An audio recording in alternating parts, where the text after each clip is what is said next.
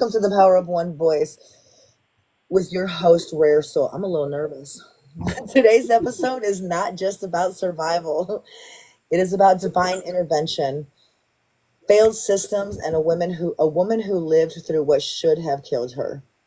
Natasha LaTour was homeless, addicted to meth, and left to die in a dark railroad path in Stockton, California.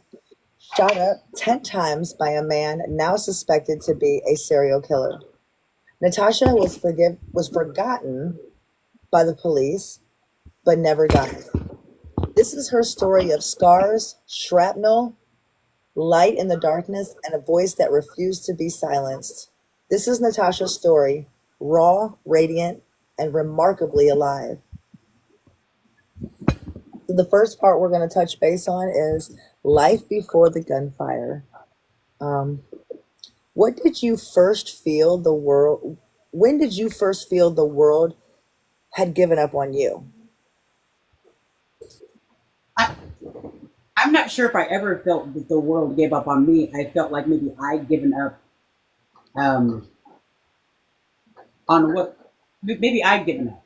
I don't think that I thought that the world gave up on me, except for probably most definitely after the shooting. Okay, okay. What's something you were silently screaming for while no one noticed you? Are we talking pre-shooting, Rare, or This is all pre-shooting. okay, all pre-shooting? So something I was silently screaming for when I thought that the world didn't notice me. Yeah, what's something that you silently was screaming for while no one noticed you? Like, was there something that you desired when you were before the shooting? I would say equality in relationships because I am an openly gay person, and we were talking earlier about our ages and Gen X. You couldn't fall in love in high school and come out and let it be known. Right, You know, right. so it would be something like that, like the significance of hey, we matter too. Yeah. Oh, yeah, absolutely. Yeah. Yeah.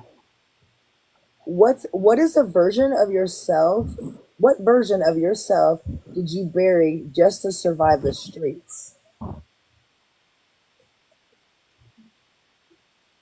You know what? The vulnerable little girl, The inner you know, child. the Yeah. the, the, the inner child, the one that in our 30s and 40s we want to go back and hug and kind of show her the way. That one, Okay. that one. And how did addiction mask the pain you didn't know how to name? So when I first started to use Rare, I had no idea that I was covering up anything.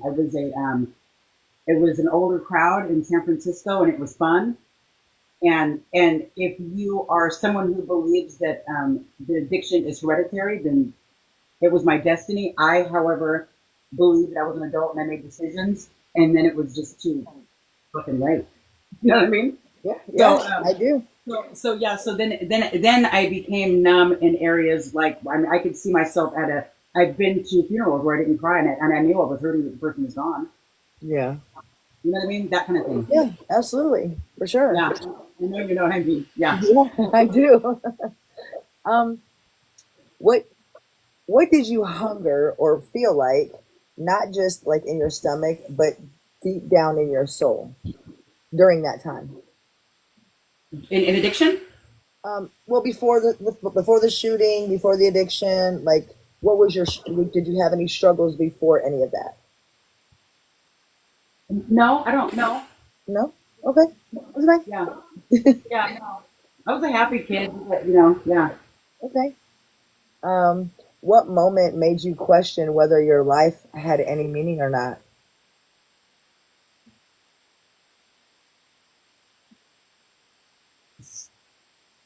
So according to society, and we hear these things when we're growing, up, especially in our generation. I'm born on a color line that wasn't really accepted. So my mom is white, my dad is black, Right? and I'm gay, and I am a woman, and those are what we're in our generation. It's like there's kind of three strikes against you, It's that taboo. Yeah. supposedly, right? So you know, um, I always knew that I was different. I just had no idea how different that I would become. Okay. So there was never like a yearning or a. It was just kind of like, okay, so where's my spot? I don't, Yeah. I don't, I don't fit. And now I know that I really, I really don't fit. But I'm in a cool way. You know what I mean? Yeah, yeah. In a cool way. Yeah. Okay. Sorry, I think I'm more nervous than you are. No, well, neither one of us should be nervous. We're just doing. I mean, it's cool stuff here. Okay.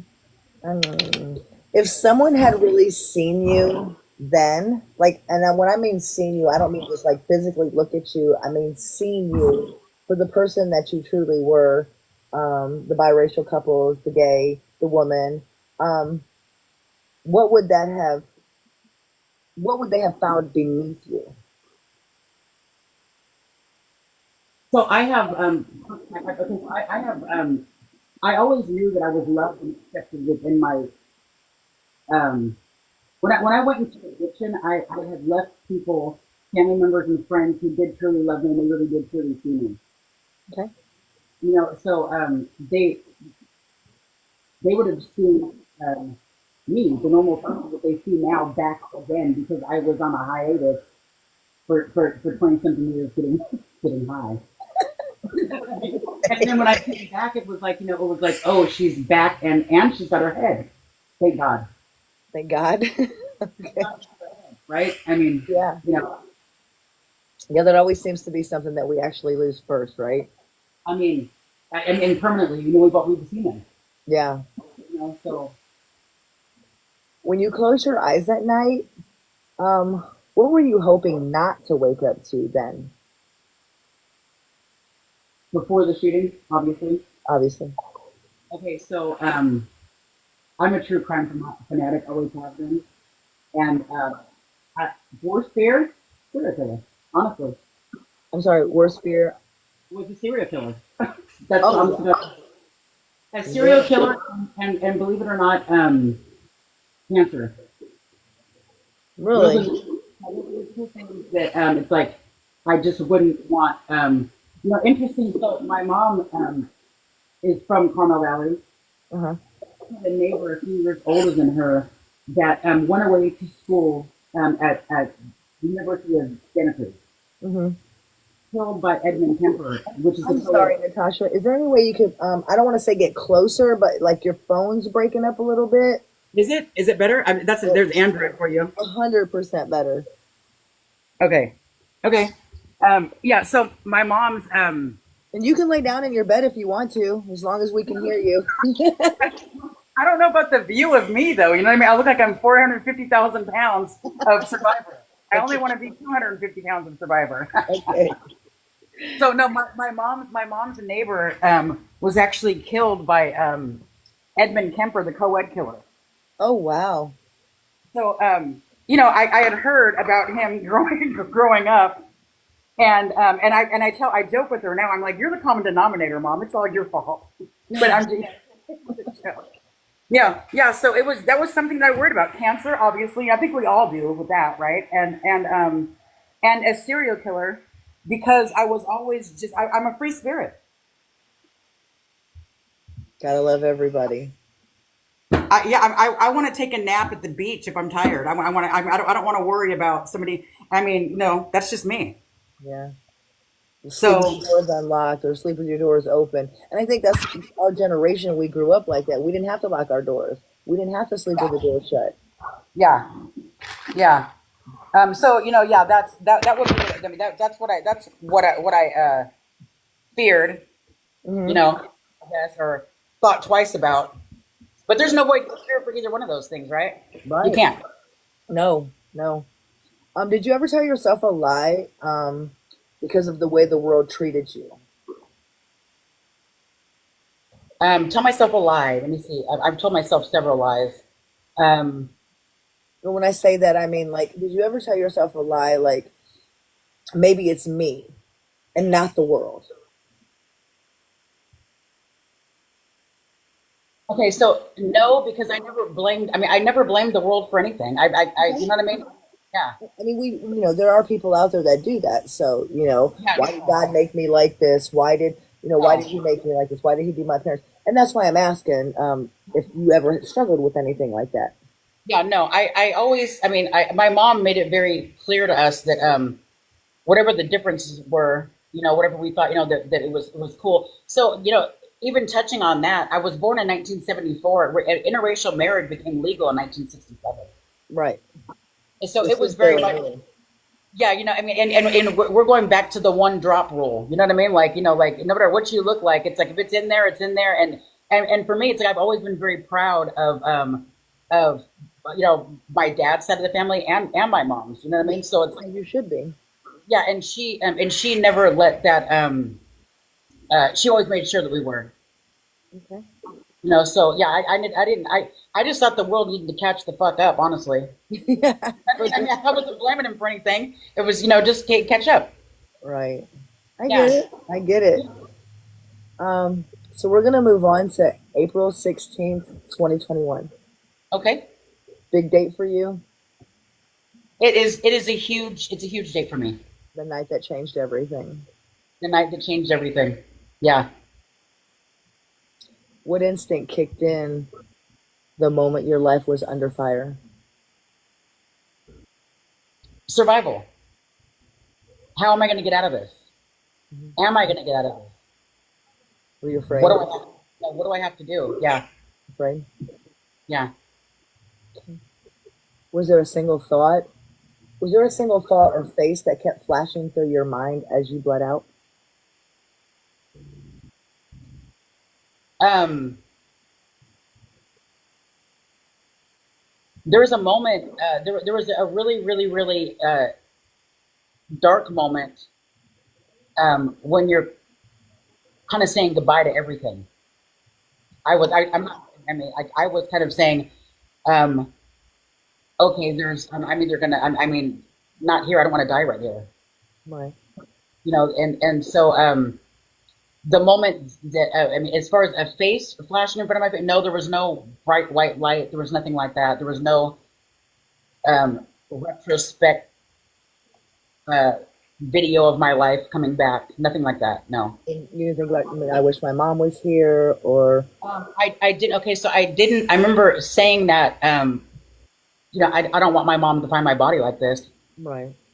I said that because I hadn't talked to my mom in 7 years, not because I didn't want to, but because um, my mom was clean for 25 years. She jumped off the bandwagon, um, and then she was clean again. And I didn't want to, True. fuck with her sobriety.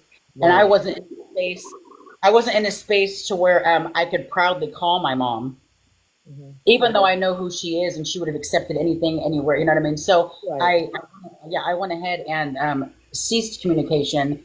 And what I didn't want was to ruin her sobriety and hey, your daughter's dead over here, and on this Stockton road in the middle of the night. You know what I mean? It's crazy. You're laying there and you're bleeding out and you're pretty much losing your life, and you're worried about your mom's sobriety. I mean, that just Well, it says a lot yeah, about the person that you are, I think. yeah. I just said, just please don't let my mom find my body here. I don't, she didn't deserve that. You know what I mean? It's like, Oh, absolutely. and I would hate to have. I mean, no parent does, right? Right. Yeah, no, Yeah, yeah, for sure. yeah. Um, when your body was collapsing, what was your spirit doing? It was in I think frantic mode until I met Jesus. Okay. Yeah, so it was I was literally like I was crawling from where it happened, about the distance in between, like on an adult field, like first base and second base. Hmm. I was crawling on my back towards the railroad tracks, uh, knowing that I was losing blood and afraid to, it's crazy. Yeah, so my spirit was in all frantic until I told God that I was dying and He sent His Son. Now you said it was 8 to 10 times, and there was some shrapnel still left in your body. Um, So I'm sorry. Go ahead. I was just going to ask you, Do you mind, like, where were you shot at? With face, neck, back? So the reason why I say 8 to 10 times is because this graze right here. Can you see Uh-huh. that? Yep. So I don't know if that bullet went inside also. So if we're going on Trump standards, then yes, I was shot. If we're going on if we're going on my standards, then I think that this is a graze, and so it's 8 to 10 times. You know what I mean? Okay. So I was shot in the clavicle. This bone broke, Mm-hmm. and here, and then the rest. I was shot above the waist, on my side, in my back, in the chest area, under the boob.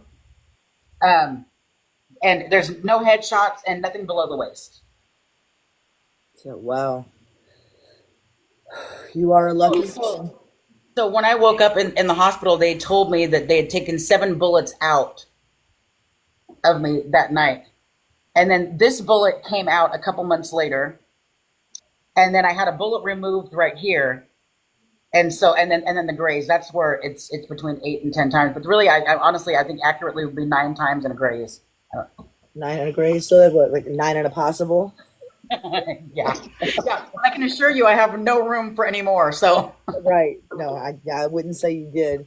yeah. And then the shrapnel happens rare, like when obviously the bullet enters the body and there and then it hits a bone, and then so the shrapnel on x-rays looks kind of like the night sky with the little, it'll show up really shiny.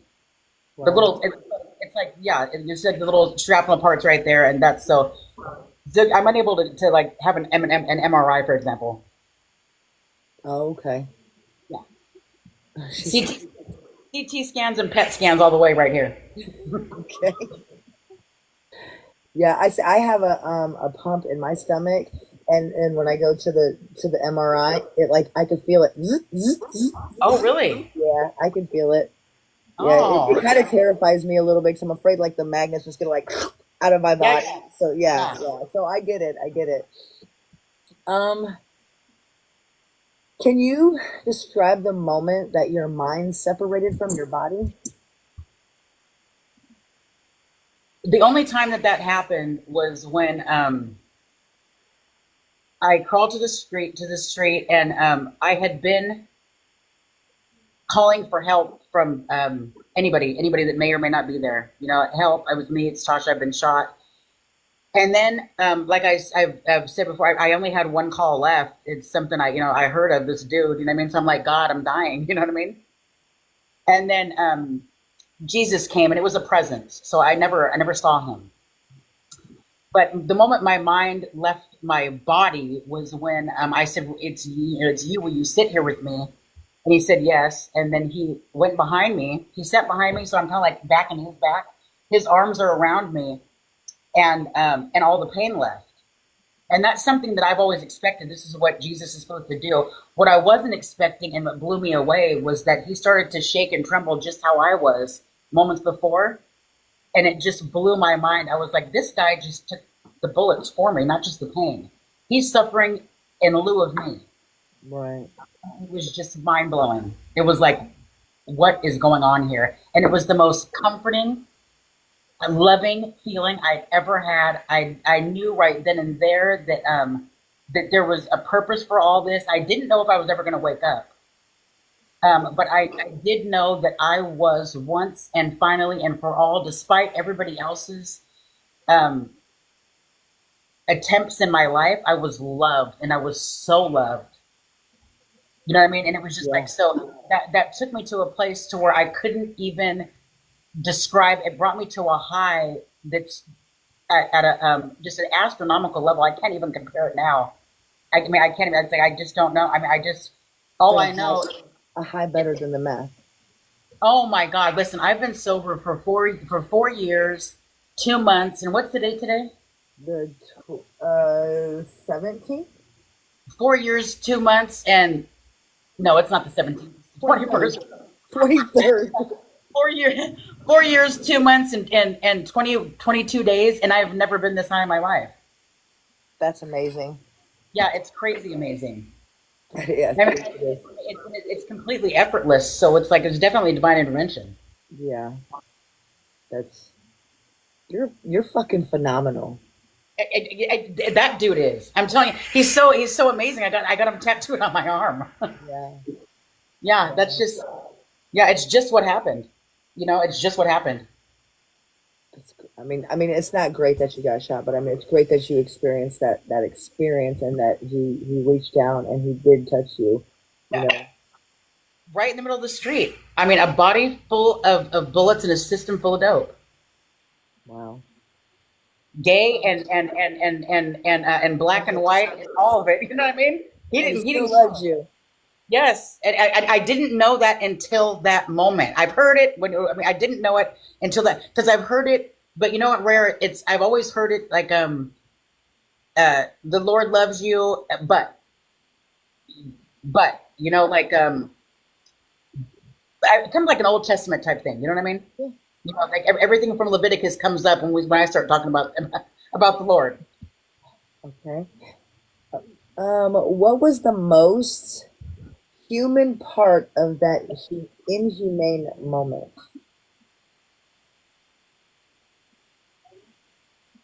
Um, the way that my soul felt.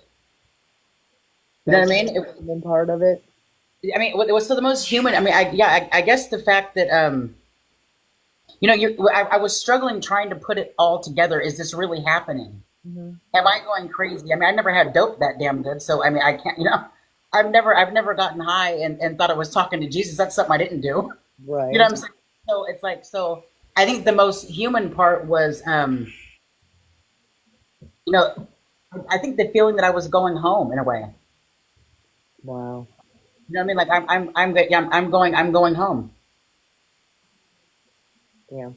It's a good. I mean, it's got to be. I mean, again, not that you got shot was a great thing, but the feeling itself of being so extraordinary. Yeah, yeah, And and not that I think that somebody who experienced that, obviously they're not lucky for the moment, but they're lucky to have that. You know. yeah. Oh, hi, Yes. sister. Well, So so the cool thing that happened was I knew from that very moment that uh it was there's so much purpose. There's just so much purpose. yeah, You I know? do. Oh, I do. Yes. Yeah. And I've never experienced what you've experienced, but I can say that, like starting the podcast, I that's when I realized that this was my purpose. Cool. Yeah. It's a good thing. Yeah. Um, was there a second when time completely just stopped? Yes. Yes. Second, the time completely stopped, and that was immediately after I was shot, Hmm. and I fell down to the ground, and I thought for a second, um, do you pretend? Because so I fell down to the ground, but I fell down and I was alive. So do I pretend like I'm not alive, Right. or do I fight? And so for a moment it completely stops because you just don't know. You the Yeah. choice you don't make that choice mentally. I think your body makes it. I'm not sure. Okay. So I guess the fight or flight would be the time that yeah. I guess it would be during the fight or flight. Right. Yeah. Hmm. What did surrender feel like? Like when okay, just shut the door on my podcast. I can't do this. Um, what was this? What was the what did surrender feel like? Like when you finally was just like, you know what? I just take me, God. So there was two moments with that. The first time, where when I was crawling over to the train tracks, I was crawling over there with a purpose, um, for me, and it was I was going to go ahead and let the next train hit me instead of I'm stubborn. I don't want this person to come back, I'd rather go ahead and get underneath the train. And I knew that there was another train coming because for years my grandmother had a house around the corner. She bought in 1972, and she was so close to those train tracks that the house would shake. So I knew there was another train coming, and at that moment, I'm thinking, I would just rather end this myself. And then uh, yeah, I decided that I should give God a chance. And so I guess at the time, I guess it would be like at the time that I didn't choose to to finish it, Yeah. and I allowed him and I allowed him in, is when I surrendered, and it was the most beautiful feeling that I've ever had, even though it was painful. Yeah. It was all excruciating pain That moment. until until that moment when I said, go ahead. My dad used to tell me that story. He used to tell me that it didn't matter what you did in your life, that when you're in that moment, if you call for Jesus, he will come. Every knee shall bow, right? I mean, I never, I didn't. I mean, my sister is actually in the podcast right now, and her and I went to Catholic school. I think she may remember some of the beads. I can't remember anything. It's like it was all traumatizing to me. I was just, you know what I mean? It's like I Yeah. was just, I just never fit the mold. Yeah.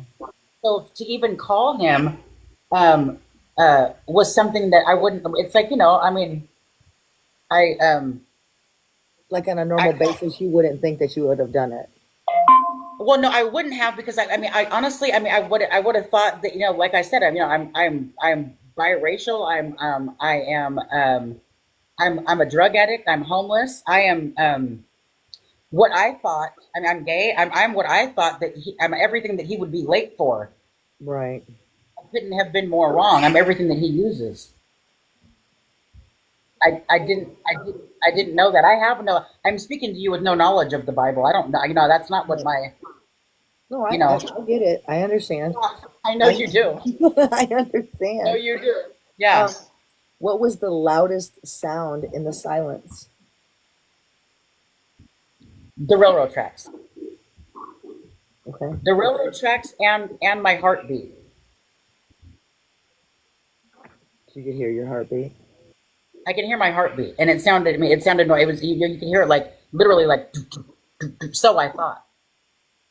But the railroad tracks, and I can feel the wind on them. That's how close I was. Hmm. Yeah. Did the light that you, so I'm going to skip that question because you've already answered that. What part of you made the decision to keep quiet? It wasn't a part of me actually. My so I tell this story a lot. My grandmother, my dad's mom, tiny little beautiful black woman. I'm one of 41 or 43 first cousins, and I used to see her. Yeah, I used to see her in her bedroom, which is really close to the bathroom. And I come out of the bathroom, and she'd sit in there in her chair with the Bible, and I would joke, grandmother, you're still praying? And she said to me, I pray for my children's children, with a little giggle. And when I got shot, that's the first thing I heard. When I went down to the ground, I pray for my children's children. Yeah. And that's the first thing that I heard. And along with that, my mom's mom, who has passed away, and one of my favorite human beings on earth, to the point to where when I get to heaven, I'm going to have to tell Jesus, excuse me, and give her a hug first. You know what I mean? This woman was so sweet. Sorry, Lori, that's my sister. She's here. I know I was her favorite, but I just had to she throw that out there yeah, publicly. Didn't you? yeah. So it was like boot camp. It was like boot camp, literally. She was like, "Move, girl, move." So I never made the decision to keep crawling. I was guided to them. I couldn't figure out why. And move, or I'll tell you when you can stop. Move. So I was crawling. I crawled at first on my stomach, and there was I could feel myself getting wet. I didn't associate that with anything. And then I flipped over to my back and I crawled out. I mean, I didn't realize the severity of it while it was happening, but you think about the clavicle's broken. Yeah. This is ripped in half, and all the shots, and it was them. I was guided. I was Wow. guided, and I figured out why once I called for God. It was I'm stubborn. I'm telling you. Okay. Let's talk about the aftermath, waiting in silence. What was your first emotion when you woke up in the hospital? The first emotion. So I think it took 4 days. I woke up and there's a tube down my throat. I pulled that out. I wiggled my fingers and wiggled my toes, and I knew that I wasn't paralyzed. And the first emotion was kind of, I guess, anger, because I asked Jesus that night. I said, "Please don't ever leave me." He's promised he never would. And so when I woke up and I realized I wasn't paralyzed, I said, "If that happened, then you happened, and where are you now? You said you'd never leave." I couldn't believe that I was here. I thought that maybe I'd be in heaven or something. You know what I mean? I couldn't. So to wake up in the hospital with a tube down my throat, yeah. So I guess it would be a mix of fear and a little bit of anger. Where are you, man? Do you feel them today? Every day, Every day. every day. Did you feel human or something else? Immediately after, I felt like Frankenstein, and with the goofy story that from a full fledged drug addict. Um, yeah, I felt like So we didn't feel like a tank, right? I didn't feel like a tank until I didn't feel like a tank until I started to be able to walk Okay. around and have full oxygen. You know, yeah, Okay. What's harder, being shot or being forgotten? being forgotten, definitely. Okay. You want to elaborate? Yes. So a good example would be after I was shot. Um, there was, and I'm sure you're going to ask questions about, but the lack of police presence, the lack of every government agency that was put in place to help someone in this situation, all failed. It was never mentioned in the newspaper. Not that you want your name mentioned in the newspaper, but in Stockton, California, um, whenever there's a shooting, it says there's a shooting over here, and that was never mentioned. Um, I I couldn't get mental health. It took approximately, when I say approximately, I'm talking about a day short. So it took 11 months and like 28 days to get mental health. I Wow. couldn't. Yeah, I was turned away from the crisis center. You know, they asked, do you want to kill yourself? And I said, that's just it. Somebody tried to kill me, and they said it wasn't a crisis. So I left there. I couldn't get physical therapy for 10 months. Um, and I couldn't get any help from victim witness, and I couldn't get the police officer, the investigator. I'll shout him out, Detective Almanza. I couldn't get him. I couldn't get him to even give me my storage key where all of my clothes were. So that part angered me. That part was like, okay, well, I exist. I'm here. Mm. So yeah, being shot. It's like being shot physically was not the worst part of what happened.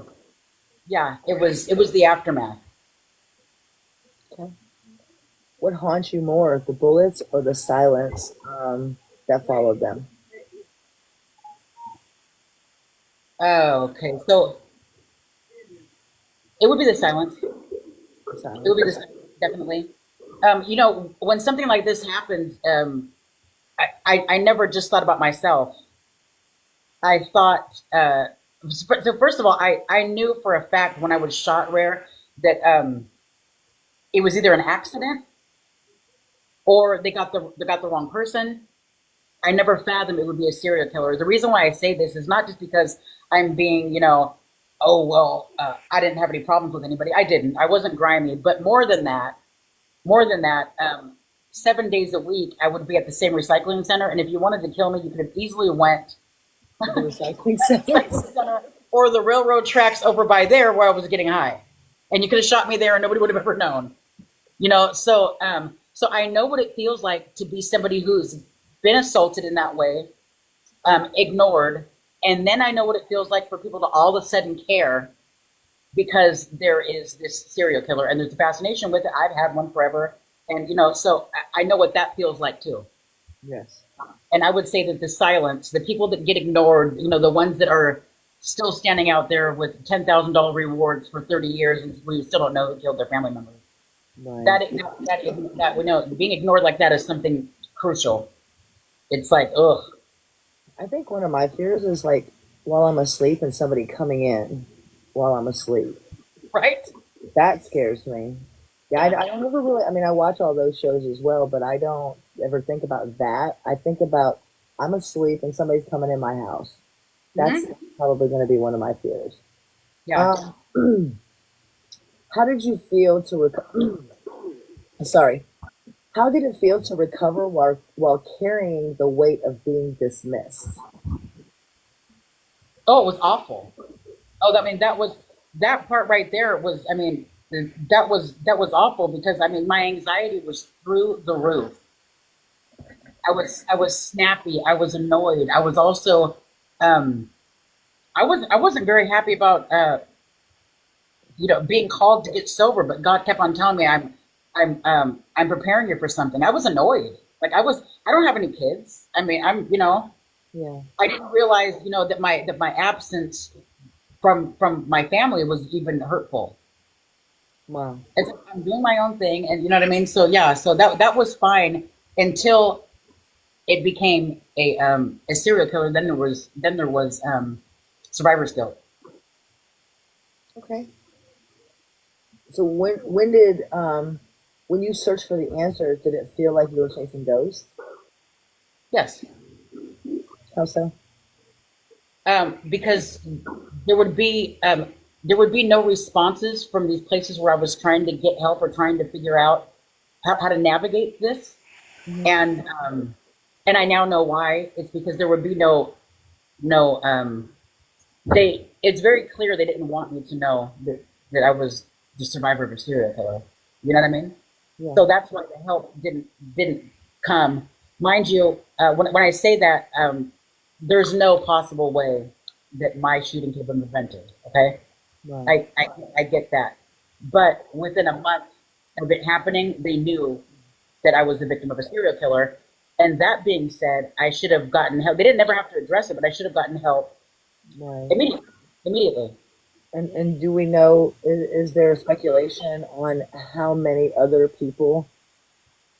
So right now, the accused serial killer Wesley Brownlee has been charged with 7 counts of homicide and 1 count of attempted homicide, which is me. Right. And so a speculation we have. I mean, he was a truck driver, Okay. So we don't even know how far across the United States. It's just or how many other uh, cities and towns don't care about their homeless to where right. it's not. But I mean, that's the thing. It's like um, I remember my mom. My mom has blonde hair and blue eyes, and she told me something, and I said, I was crying on the phone. I go, why is this? Why is this happening? Why are they, why are they doing this? Crying, and then she just said, she said, Tasha, you don't look like me. That's and it's like it's the raw reality. My mom's blonde hair and blue eyes, and she said, if you look like me, this wouldn't be happening to you. Right. And that's just the truth. Something completely different. Yes. Yeah. What scar hurts more, the one on your bodies or the one on your body or the one on your spirit? Um, so the ones in my bodies, I think I think they're really cool. Okay. I think they're my girlfriend loves them. I mean, like we think that they're like cool stuff. It's almost Like like art. You know what I mean? like dot to dot. Yeah. And so I'm gonna say the one on my heart. I'm not gonna say it's on my spirit because my spirit's like it's like that can't even be penetrated. It's what is my heart. My heart hurts Okay. when I think about certain things about this. My heart. It would be my heart. You don't want to elaborate? My heart hurts for the system, the broken system. It hurts when I think about the shape that I was in. And so I may have left that hospital where, a drug addict, and my body was ripped apart. But spiritually, I was stronger than I'd ever been ever in life. You know what I mean? Except for now. And so I feel bad for those. I even feel bad for those that could have helped me that didn't, Mm. because he saw it all. And not that they're going to get punished, but I am going to make sure that it doesn't happen to anybody else. Well, hopefully I can help you do that. I mean that's going to happen, and I hope that I hope I hope that people change their ways. That's all. I don't. Yeah. So my heart hurts. My heart hurts immensely for the families that have been affected by this and their loved ones are gone. It's a lot. Yeah. That's definitely a lot. Yeah. um, so did the system not taking care of you affect how you like your self-worth? Um, in a strange way, it made me stronger because of my ally. I knew that I knew however you picture Jesus is how, I mean, I knew that everywhere I walked, I kind of felt like, you can't see him? Yeah. Like, what, like, I mean, what are you guys blind? You know what I mean? You can't see him. So, no, it didn't affect my self worth at all. I just knew that, like, uh, you're going to be sorry, kind of thing. Like, you're going to be sorry. I mean, I was getting stronger, Okay. but but I mean, make no mistake, it was irritating as fuck. You know what I'm saying? It was so irritating to you think, I mean, just the smallest things I was not getting assistance with. I'm not talking about food. Like, I had that, a place to stay. My mom, thank God, she was paying in my motel once a week Okay. out of her retirement. I mean, I was very grateful for that. But there should have been services. Victim witness could have relocated me off the streets. There's a Absolutely. $2,000, yeah, in California. There's a $2,000 relocation fee, and I couldn't get that because I couldn't prove where I lived on the street, and I couldn't prove that it was better for my mental or my physical well-being when they knew that there's a serial killer running around. Wow. Yeah. Can I ask how long did it take them to actually um, apprehend him? So after my shooting, he stopped for 15 months, and so the first one was the first one that we know about was April 6th. I'm sorry, April 10th, 2021, Okay. and that was in Oakland. 6 days later, it was another guy that was killed, Mervyn Harmon, and that was on April 16th, 2021. And then he simply drove down to Stockton and shot me. Same And day. then Yeah, the same day. Yeah, 3 hours apart. And so then he stopped for 16 months or 15 months. And then I was so there would start to be on the news and on various social media platforms. There's a possible serial killer, blah blah blah blah blah. I was working at Amazon and I had prayed. I went to the bathroom and I said, God, is this him? I don't know if you know, but the homicide rate in Stockton's pretty high. It's No, it's I don't know. Yeah, so it's high, like it's compared to Oakland, California. Oh wow. Okay. Yeah, and but we're smaller, so it's like per capita, right? So it's pretty high, and so I prayed on this particular, hey, is this him? And then God gave me the answer right away, and He said yes, and you know what I want you to do, and I was upset about it, like you want me to go? I'm a freaking recovered drug addict, meth of all things, and go tell this story. So no police officers ever contacted me. I went ahead and I went to the police station. I got a copy of my police report. It still said aggravated assault, and then nobody was there. And then I uploaded it to a media platform, and I said, hey, this is the same guy that shot me. These aren't new circumstances. They said, how do you know? I said, God told me. He said, we'll call you back. You know, and Yeah. so he called me back. So I'm gonna say it. Okay, so after that, what happened? And here's the thing: after that, what happened? That was like in the beginning, like I don't know, like the first week of October. Hmm. We went public. The survivor went public, and then the reward rose higher than Ted Bundy. You know who that is, right? Oh yeah. Yeah. So He the does it reward in rose this higher. chat. Yeah, the reward rose higher than Ted Bundy, and he was apprehended on October 15th, 2022. Almost a year, a little over a year. Correct, but he had managed, and after going silent for 15 months, he had managed to kill 5 people in like a 2 month period, 2 or 3 month period. Wow.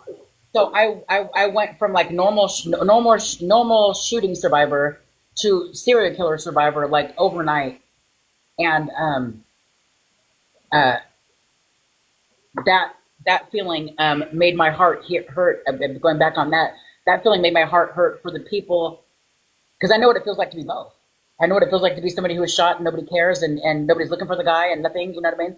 And then I know what it feels like to be all of a sudden like boom, that everybody, People Magazine, Newsweek, U.S., New York Times, everybody is trying to get a hold of you, and you're like, you didn't care last year, Right. I mean, and there's families that that we all know that that they're just still looking for them. So, but this reward, thanks to I think donations or whatever, got higher than Ted Bundy. I think it was $125,000. Wow. Yeah, and so they obviously, I mean, obviously somebody in his family probably turned him in. Maybe it's one of his cousins or something. I don't know. I don't know. I mean, I don't know. So, what did it take emotionally to advocate for your own justice? Prayer. Prayer. Prayer day in and day out. And in my ways, justice has not been fulfilled yet. So he's locked up. We know he can't hurt anybody anymore. But there are things that I can't do until the case is adjudicated. And it is an ongoing, we're not even in trial. We're nowhere near trial yet. So this is, and it'll be 3 years in October.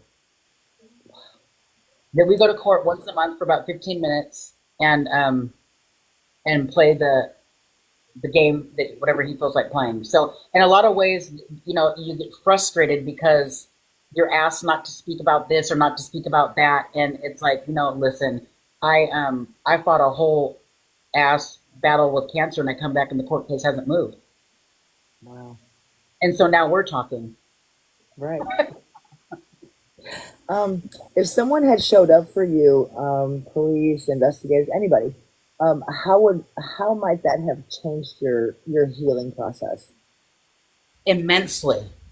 I would have felt like somebody cared about what happened, Hmm. and I wouldn't have had to struggle. Like none of us should have to struggle to try to get mental help. I mean, none of us. I was so I stutter naturally, but I'm talking about it was bad. It was bad. I had nightmares every night for a year and a half. I mean, when I say night, every time I went to sleep, so I would catnap. I mean, I would go to sleep and then I'm getting shot. It was like it was constant. And I think that those things, Like a rewind, like a replay, constant replay. what, Rare, I would get shot and then I'd somehow get the gun and I point the gun at this faceless person and I'd scream why and I'd throw the gun and it would piss me off because I'd never just kill him. And I had the gun in my hand. Mm, I'd just throw it and scream why. And honestly, I never really gave a fuck why. You know what I'm saying? yeah. So it would just screw with me. And it was just like, and I would be, there was times in the beginning where I'd go to the store to get something and the line would be like 5 people. That's not bad, right? I'd leave. I'd be like, this is too much. So I think that I would have been a lot better off in the beginning. But I mean, but then again, all they want to do is medicate you. So I didn't want to go to sleep. I just wanted to get over it. Yeah. Um, who are you when no one's watching, and how does that honor your survival? I am exactly who you see right here when nobody's watching. And that honors my survival, just because of transparency, I believe. This is me. Well, except for I'm a little goofier than how we are right now. I'm, Right. I'm Yeah, a I whole noticed it lot. on the phone. Yeah, I'm a whole lot more goofier. I mean, I've survived this whole thing just because of faith, strength, and humor. Nice. Yeah. I'm sure you are, Laura. And if you don't mind, well, actually, if you don't mind, we can bring you up when we're done with all the questions and see how what Oh, I you. didn't even see her. I love you, Lori. That's my big sister. Yeah, she said it. I'm her sister. I was like, that's when I said, "Hi, sister." I think my girlfriend's in here too, but I don't know. She might be at Walmart. She's probably just listening. What did divine presence feel like when you were the furthest from safety? Okay, so when I was the furthest from safety, this is after the shooting, but I had elected after the shooting, and I was 3 months 3 months sober. So this was in June, and I had elected to have my mom stop paying the motel room, and I'm gonna get a tent. And she's like, "We're gonna." She's like, "You're gonna fucking do what?" I said, "I'm gonna get a tent, and it's right, and I'm gonna stand this pillar underneath this freeway." And she says to me, and at 70 years old, I'm going to go with you. I said, you can't go with me, but you can come visit. And so I'm sober in this tent with this air mattress. I mean, and I'm doing homeless like I'd never done before. I'm like glamping where, and I got this air mattress.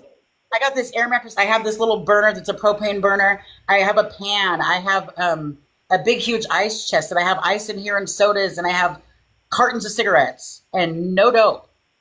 And the divine presence, I remember feeling like this has got to be the craziest shit I've ever done. Really, this has got to be the craziest shit. You know what I mean? And I remember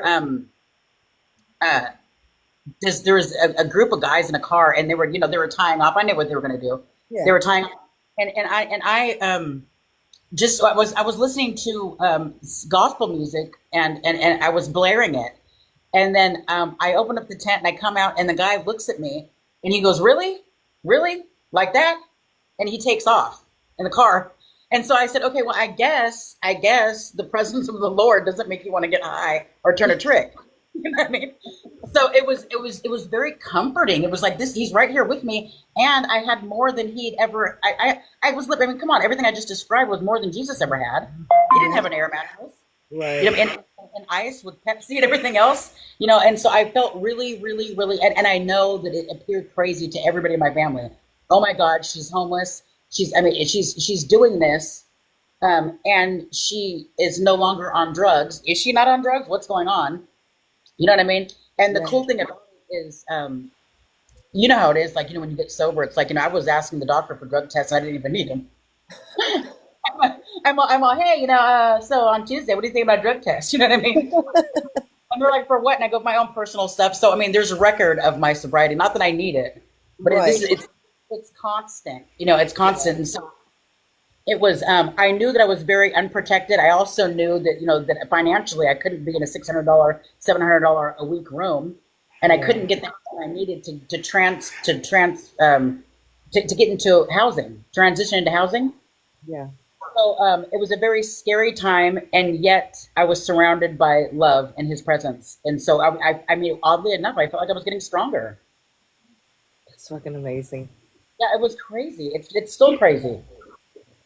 I mean, I just, we're not even halfway through the questions yet, and I love your story. I mean, I loved your story when I read your bio. Well, thank you, I love it too. Was the light you saw? Well, I guess you said you didn't see a light, so Never. we're gonna Yeah. skip that question. Yep, we can skip that Actually, you know what? So I did see a light. You know when okay, so I got shot during the beginning of the train. one. Okay. You know what I mean? And you know that big bright light, and I'm thinking like they're not going to be able to help me. Oh So yeah. that's the light I saw, and it's the fast. Zoop. Yeah. They're So not I going can't to. explain the light that I've ever saw on my podcast, but I'll have to talk to you after that.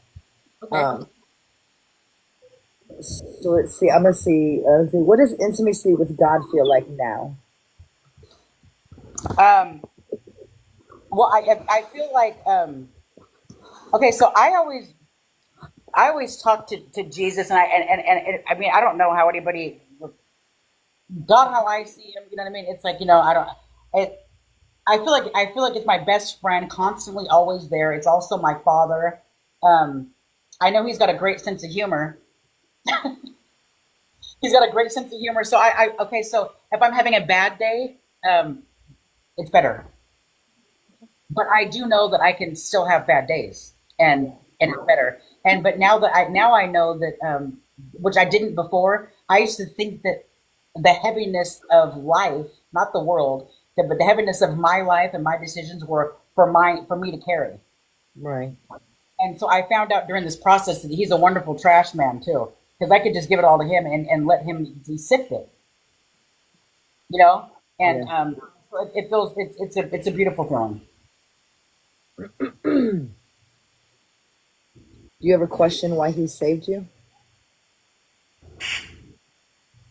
When I got out of the hospital, I was released from the hospital on the 27th of April. I got out of the hospital, and I had dope in my pocket in my cigarette pack. I went and dropped it off at a friend's house. Then I took a shower and I wanted to get high because I thought that I was tripping. There's no way that I met Jesus, blah, blah, blah, blah. So I'm high and I'm outside. looking through the blinds at the yeah. After that experience, I still got high. I got high for 2 days, and I'm looking out of the blinds out of the motel room. You know the drill. You know what I mean? Like who shot me, or whatever. Did anybody know anything? And and then I saw on the news that there was a person that had been shot with a paintball gun, and his house was painted on. And I flipped the TV, I flipped the mattress, and I said, "Oh my God! Well, why didn't you just take me then?" Because this person had the news there, they had police officers there, and yet I was shot with real bullets, and I can't get them to call me back. So, Lord, why didn't you just take me then? Why am I here? And if you want me to survive this fully, then you'll remove the very desire. And that's when I got sober. So I was I released from the hospital on the 27th, high for 2 days, and then my mom told me, "Well, you can't use that for your sobriety date." And I said, "Well, why?" And then she goes, "Because you have to go 24 hours from your last intentional use or something like that. So you can't fucking sit there high and then say that you're the 29th." So I said, "To hell with April, right? And let's just use May 1st." Okay. So I think that answers the question, right? Yeah. Yeah. Okay, cool. Yeah. So we answered that one. How has purpose became your medicine? The world has over. I mean, the world has 8 billion people, right? Yeah. And we each have our own fingerprint that's like nobody else's. And and for me to know that each of us, I mean, because we all have it. We are all full of purpose, right? Hmm. And for me, even though I'm before, I just never knew what it was. Like, well, what is it? I mean, I'm just like this person. I'm just like that person. None of us are like anybody. Right. I mean, and so to know that that I have a purpose and I know what it is now, just like you know what yours is, right? So I know what it is, and what I do is I utilize that. I mean, I utilize that in the way of, okay, like for example, when I was diagnosed with cancer, there were plenty of nights I didn't know if I was going to make it through, but if I didn't, then I would be with the Lord, and our purpose is not to be here. But I also knew that I was on assignment and not done with what He wants me to do. Okay. So that's a wonderful medication in that sense. Oh yeah. I bet it is. 'Cause, yeah, it's gotta be. Let's see. 1 second, I can't hear you. Okay, go ahead. Sorry. Forgiveness in the face of evil, and you tried to hate him. Yes. Yes. So during the nightmares, remember, I mean, yeah, yeah, I mean, it's hard to hate a faceless thing. I hated what happened to me when I saw when I can put a person to it. I tried to hate him, and when you see the person, um, I've always had a problem with forgiveness. Okay, I've always had a problem with forgiveness. Um, but once I realized truly that, I mean, like, God wouldn't let me hate him. I mean, I've tried so hard. I tried so hard. I'd be like, look at the way he walks. Look at the way he's everything, everything. Look what he did. Everything, right? And I've never met him. I mean, and I don't have a desire to meet him. But I knew that by forgiving him, it had nothing to do with going to heaven. Right. It had nothing to do with trying to do him a favor. It was selfish. It was purely for myself. I'm glad I did it. And by forgiving him, I was able to forgive my father for things. And it's like it is forgiveness is one of the most powerful gifts that you can ever give yourself. Yes. And once we're able to do that, then it is something that is just. I mean, I don't regret it. I mean, um, a lot of people don't like to hear me say it. You know what I mean? Because we're supposed to hate this person, and and I hate the process that we have to go through every month for 3 years. I hate all of that, right? But well, I dislike it. But yeah, that's been something I did for myself, and I'm so happy I did it. Wow. Wow. You just wow. Um. So to answer the next question is what emotion hit first? So you've said you've never seen him face to face. Never. All I saw was a, a mask and uh, it was like a shadow wearing clothes. Okay, And what and, about and like in the newspapers or on the news? oh no, no, no. So I've seen him face to face. I mean, I am when he was captured, I saw him face to Yeah, face. Yeah, the first court date. So um, then you want to know how I felt? I wanted to stare him down. I wanted to get some sort of a human reaction from him yeah, because at the end of the day, as scared as I was when that happened to me, I wanted him. I wanted him. I wanted everybody to feel how I felt, and I don't mean everybody. I wanted everybody that had a that could have helped that didn't help. I wanted them, and I wanted to give him in particular the very same opportunity that he gave me. That's what I wanted him to have, knowing that he wouldn't. I knew that he wouldn't survive it, right? But then that's heavy and it's hateful. It's like, damn, you know what I mean? yeah. So the very first situation, I was in the courtroom, and there was a very nice bailiff that sat me down, and he said, "You sit right here. I'm going to go sit where he's going to be, and you tell me if you can see him." And it was so I did, and wouldn't you know it, when he gets in there, there's this bar, and he's moving like he's he would Yeah. never give eye contact. I was so frustrated, and that was not so. I didn't forgive him until well after I had seen him. Okay. You know what I mean? It wasn't like, I mean, that wasn't how that went. And then I saw, like, this is just I also believe, Rare, that evil can take over somebody and use them. I believe that the devil can use you and spit you out. I think that's what So happened with him. yeah, I had to forgive him, and and I also believe that if he asks the Lord for forgiveness, then he will be forgiven.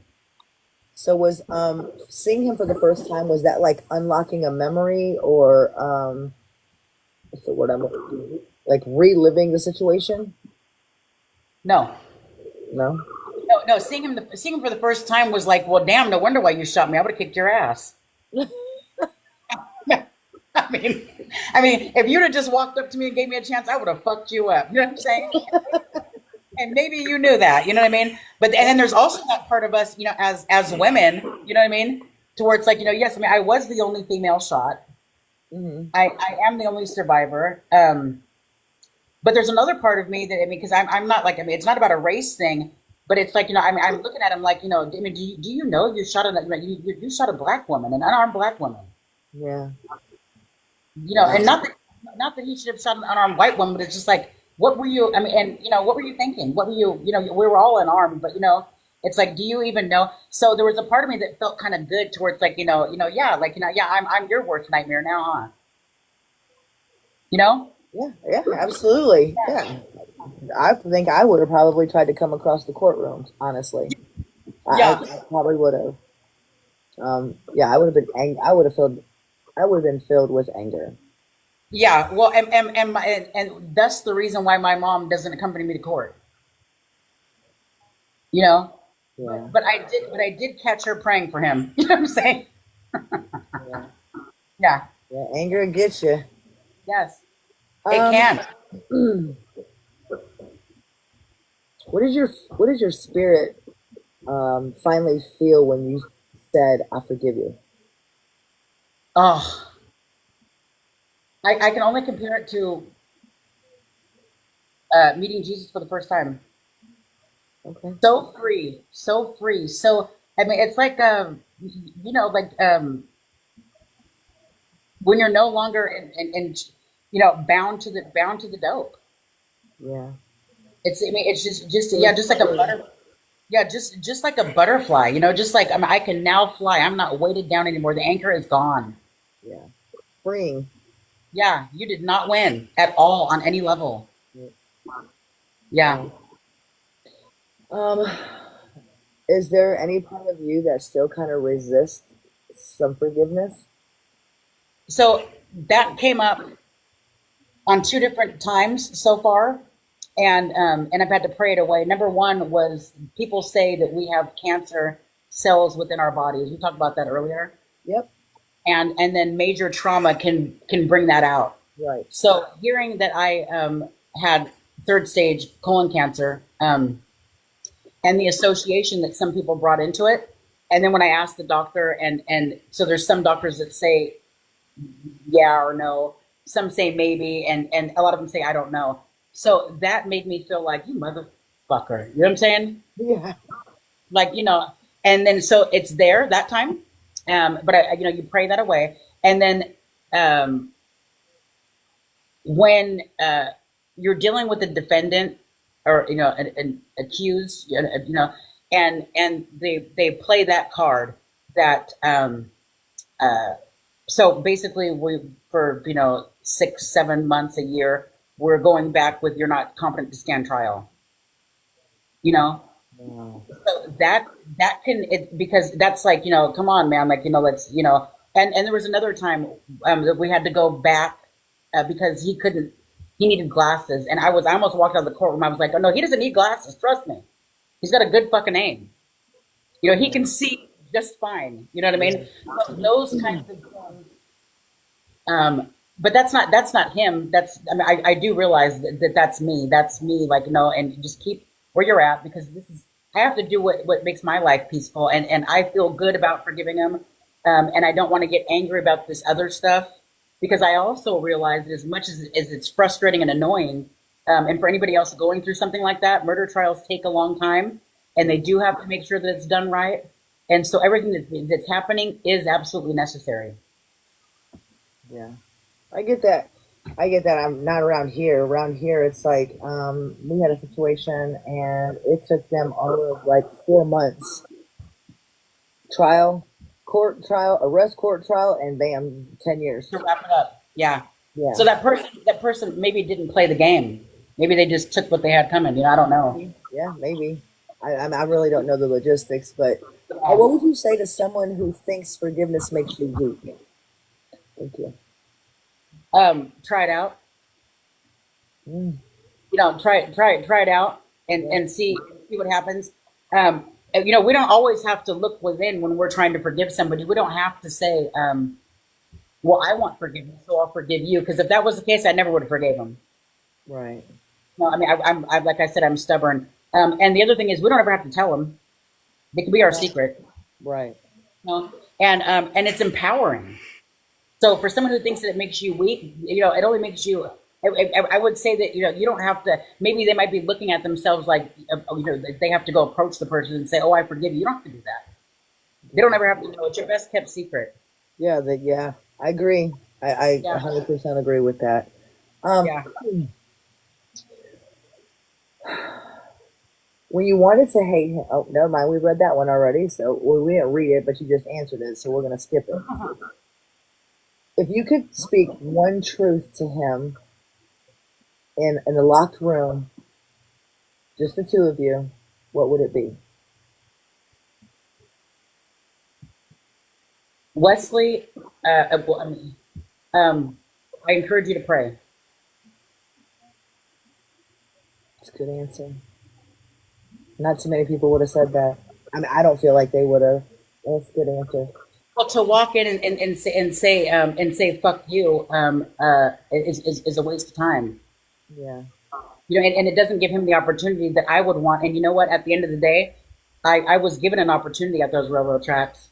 I didn't have to call. I mean, I didn't have to call God. I did, and that's an opportunity. And I want everybody to have that opportunity. Yeah. Um, has forgiveness healed you more than justice? By far, by far. I mean, there's been no justice.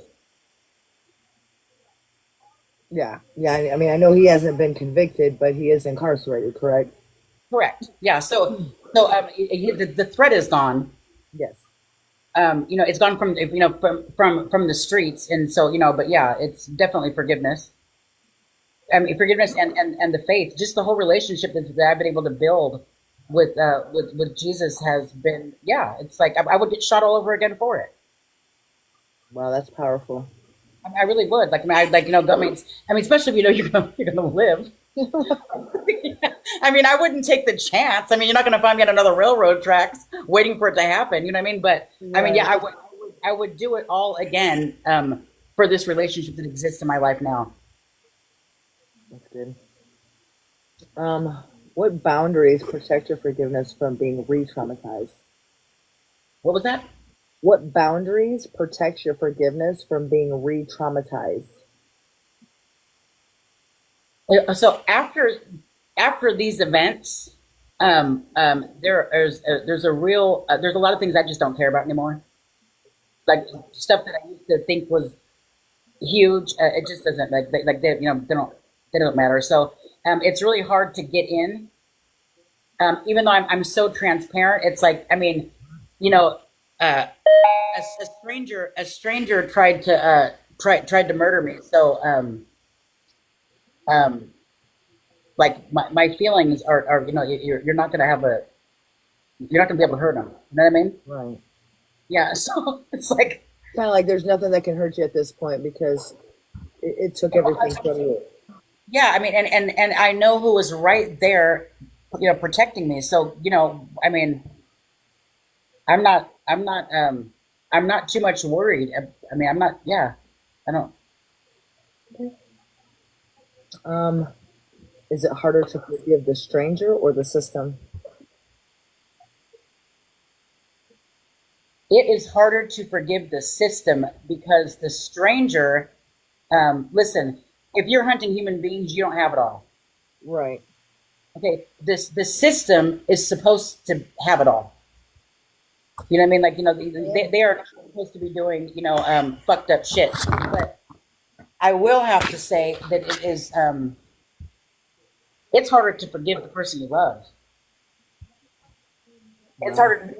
It's harder to forgive people that you love than it is to forgive a stranger. There's no backstory. Yeah. Yeah. Okay, we're moving on to segment 6. Do you want to take a break? Because I know I have to go to the restroom. I'm gonna get my drink. Yeah. I'm gonna go to the restroom. We'll be back, guys. Okay.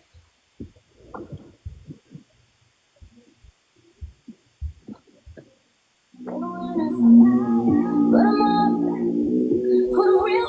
Ooh, the way we shine is always burning. Ooh, they gonna see us when we come in. What's up? Never be feisty, building. All of my ladies are fire. Only the pieces are female fire. What's up? What's the game? Never take place with a token. All of my ladies are fire. Only the pieces are female fire. Hard every day. When my girls ain't here to play. Baddest, baddest, yeah. Baddest, ooh. Oh, thanks, cousin. We run this mother. We run this mother. I do a lot more sharing, as you can tell from my picture.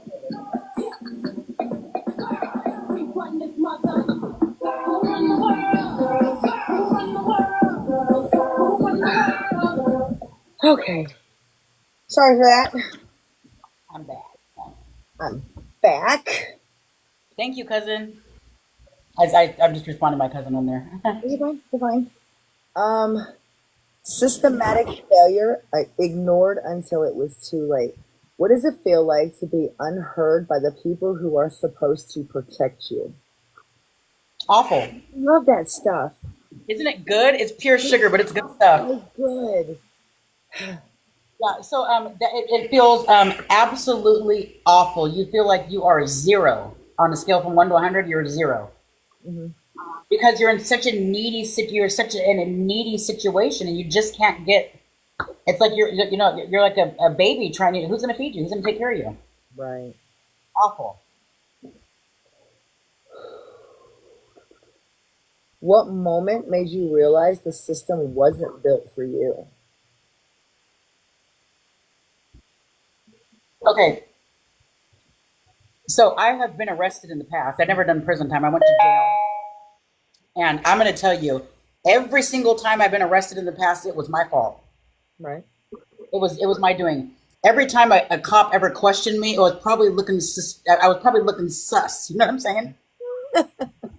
That being said, um, from a I hate to use the word, but you know, from a victim standpoint, I knew that it wasn't meant for me, um, because I was a homeless drug addict.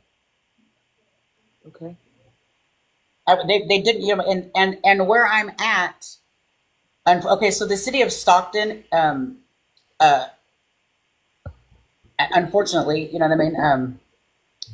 There is a lack of humanity here, right?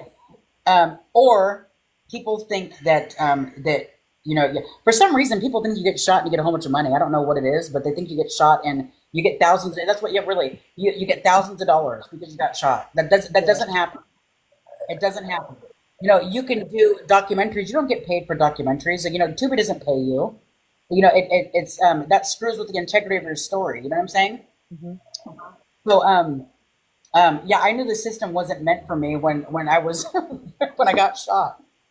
When I got shot, and I openly admitted, I remember the police officer, I mean the EMTs, you know, Natasha, do you use drugs? I said heavily. I mean, that's you want the. Yeah, I mean, if anybody out there that gets shot or anything happens to them, if anything happens, to you, it's like you got to tell the truth in order to get the proper care. Right. So yeah, like you can't Right, 'cause lie. you don't want them to give you something that's really going to hurt you, like, or potentially take your life. I mean, yeah, right. You know, what I mean, you don't want like yeah, and that could very well happen, and and so yeah, so I knew that it wasn't meant for me the minute I got shot in Stockton. That's Okay. the truth. That's Um, what could have saved those men if your pain had been acknowledged? okay. So um, it wouldn't have been. So it's not about my pain being acknowledged. Um, had they acknowledged that there was a serial killer, then people would have been, you would have been able to, you would have been forewarned. Right. Kind of like if there's a big, huge, gaping hole on the bridge and somebody puts a sign there, then nobody's going to cross that hole. But if they don't put a sign there or they don't let everybody know, then we saw what happened at the Golden. I mean, at the on the Bay Bridge, then people just continue to drive down it. You know what I'm saying? Right. So had they warned the public, and you don't have to say there's a serial killer, you know what I mean? But had you warned the public or even acknowledged, you know what I mean? Hmm. Nobody wants a serial killer in their town. I get it. So, Oh, but for right. me, it's very clear that the city of Stockton, once they related the cases, which is about in May, and I was shot in April, so May or June, and I know that they did because I'm not saying anything that I haven't been spoken already, but Right. because when I went to see the investigator, he told me uh, that once I sober up a bit more, I should start remembering things, and the homicide, and that my shooting was related to a homicide in the East Bay. And I said, well, it's not related to a homicide here in Stockton, right? And then he said, are you still dabbling? And I said, Detective Almanza, I've never dabbled in anything. I had dope in my pocket when I was shot. This is not a drug deal gone bad, Right. or a pimp and a prostitute thing. Right. So it was ignored. And basically, it's kind of like Stockton said, "Hey, Oakland, you got a serial killer," and Oakland said, "We don't have one. You have one." And then they both decided to say, "Well, okay, well, hold on, look who they're killing. Mm, Just some homeless drug addicts." right. So I'm assuming that the other people were also homeless. No, they weren't. No, they weren't. They weren't all. Okay. There was several of us that were. I'm not going to say unsheltered. We were homeless. You know what I'm saying? And no, they weren't all on. We weren't all drug addicts, but they were definitely. Um, Most of us were. It was nighttime or early morning, very Okay. very very early morning, and by ourselves. Okay. I think two of the victims, or three of the victims, were not, but so yeah, that was the, but for the most part, they were Latino men, and there's a black guy and a white guy. and me. Okay. But Wow.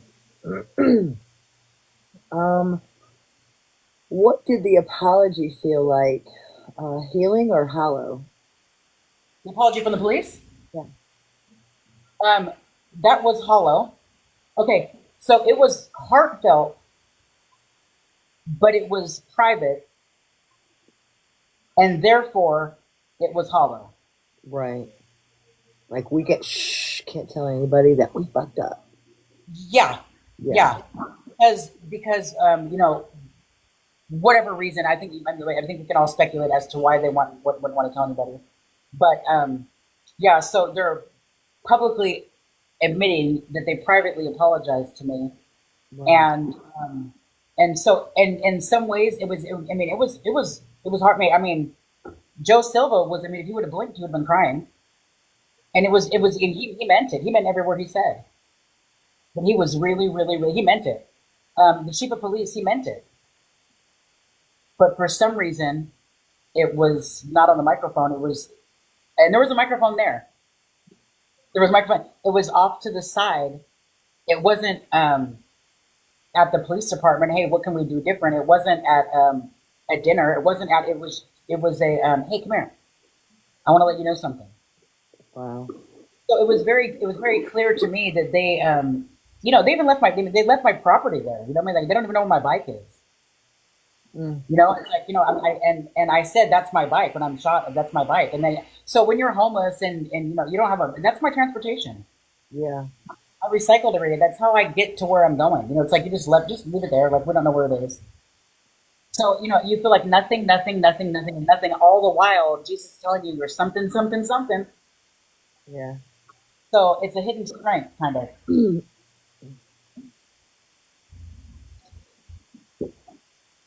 How does it feel to be living proof that being overlooked has consequences? Weird. Weird. It feels it feels weird. I'll get well because I'm not going to say suffer the consequences. Nobody has, when we're talking about justice, nobody has paid Right. consequences. And even payment for the consequences would mean a changed system, right? Right. It's not just like it's not like a monetary thing. Like she's going to sue us, and I mean, of course, come on. But it has. I mean, come on. I mean, right? Yeah. Come on. You know. But Yeah. uh, in reality, I want I mean, I want it to be a law. One of Yeah. the consequences of a law that when you have somebody, I mean, they never went to my hospital bed. Wow. I was in there for 11 days. They never went to that. So the follow up interview, mind you, the first one was I'm on the ground shot, and the second one was after I went public. Mm. I mean, like and now you're asking me questions. Shit, there's 5 men dead. So do you know, are you the only family member, like, are you the only person, I know you're the only survivor, but are the other people's families standing with you on this? Yes, Wow. yes, yeah, That's great. yeah. It's really cool. Well, a couple of them, we use like a translator. Uh-huh. But yeah, I have love and support from them. From them, yeah. Right. Hold on one second. Go ahead. Keep talking though. She told me to keep asking questions. Yeah, yeah, Oh, okay. Okay. I was like, yeah. I had to turn the light on. It was getting pretty dark in here. so you've answered if you felt like you was a different race or class, would you think that would have changed anything? You pretty much answered that already because you said that several times that that's how you felt. Yeah, and I don't want to make it A race thing, correct? a race thing. Because I mean I don't want to make it a race thing. Although a race thing did play a part when I saw when I saw the accused killer, Right. because I wanted him to look like everything but my father. Wow. It's like I wanted him to look like I don't know, a killer, Yeah. a monster, Wow. not a human being, not a I didn't want him to look like my dad. And my dad's handsome, so he doesn't look like him, but you know what I mean. Yeah, yeah, yeah, I know what you mean. Yeah. Um, so you feel abandoned. What does justice look like to someone who's never gotten it? Because obviously now you're getting it, right? You're in the process, you're in the system, you're Yeah, going through we're in the process. So, it. justice, somebody who's never gotten it, I'm going to say that that I would, the only thing that I would be able to even chime in on that would be when I knew for a fact that nobody was looking for him, Yeah, and I wasn't getting any, there was no correspondence, no communication with me and the police, right. several. So that felt, that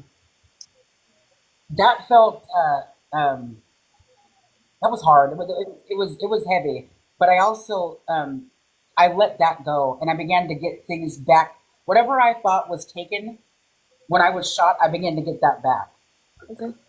which is one of the reasons why I was also in the tent Yeah. afterward. Is because I didn't want to be afraid to have my freedoms and go to the beach and To lay down live. calls. You didn't want to be afraid to live. Yeah, so I got that back. So no, I couldn't imagine what justice feel. I mean, what it would feel like to be looking for your loved one's killer for years and years and years and nobody caring. Yeah. Yeah, I don't know what that feels like. Um, Finding purpose, turning your pain into advocacy. When did your pain start sounding like purpose? Uh, the minute I got out of the hospital, I think. Like quick? Yeah, so yeah, because I knew. I mean, like I had a conversation with Jesus the night that I was shot. He Right. stayed with me all during that. Of course, I kicked him out of the room when I got high. So I thought, I'm sure he was there too. You know what I mean? Yeah. Um, but I knew because he kept on when I was all the whys were I'm preparing you for something. I never knew what. So I began to tell that story how Jesus saved my life, but it was just you never really know. All I had to do was tell the story, and I was at first not very happy about it. Like, you want me to tell the story? Look who it's coming from. And it was constantly, he would constantly say the same thing. I never asked you to convince anybody, just tell the story. Wow. What's the first system you dismantled? What's the first system you would dismantle if given the power, if any? Here in Stockton, Anywhere. would okay. I would Because this dis isn't just happening in Stockton. This kind of stuff is happening everywhere. So, so I would dismantle and rebuild.